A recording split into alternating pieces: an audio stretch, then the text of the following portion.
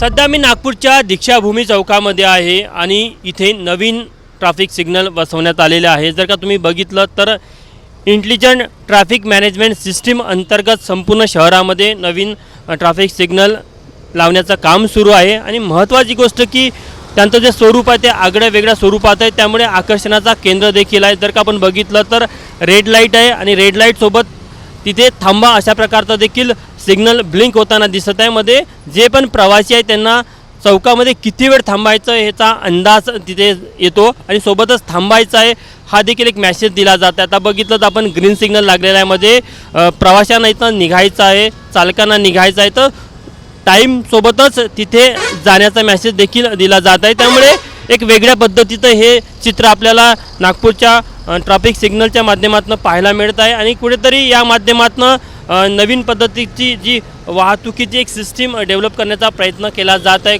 जेणेकरून चौकामध्ये signal jump केल्यामुळे जे अपघात होतात ते टाळण्यासाठीचा हा प्रयत्न आहे। सध्या नागपूर महानगरपालिका शहरातल्या वेगवेगळ्या ट्रॅफिक सिग्नलचे हे पथदिव्यांचे सिग्नल बदलवण्याचं काम करत आहे आणि त्यामध्ये जर का आपण बघितलं तर निश्चितच एक नागपूरकरांनी देखील या संपूर्ण नवीन सिस्टमचं स्वागत देखील त्यांच्याकडनं केलं जात असल्याचं दिसून येत आहे।